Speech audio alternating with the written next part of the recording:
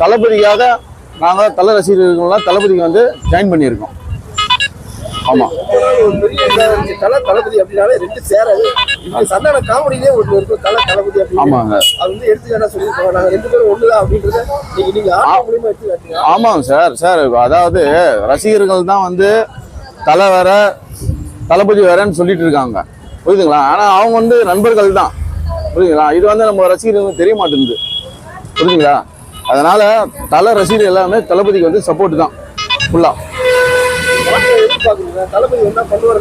கண்டிப்பா பண்ணுவார் சார். ஒரு 250 கோடி 300 கோடி சம்பளம் வாங்கக்கூடிய ஒரு மனுஷன் பணத்துக்கு ஆசைப்பட்டு ஒன்றும் வந்திருக்க மாட்டாரு, புரியுதுங்களா? அவர் வந்து நல்லது பண்ணதான் நம்ம மக்களாக நம்ம உருவாகி வந்திருக்கோம். அதனால மக்களுக்கு நம்ம ஏதாச்சும் பண்ணணும். அப்போ பண்ணணும்னா எந்த மூலயமா பண்ணணும்னா அரசியல், அந்த அரசியல் என்ற இதில் வந்தாதான் அவருக்கு மக்களுக்கு நல்லது பண்ண முடியும், புரியுதுங்களா? அதனால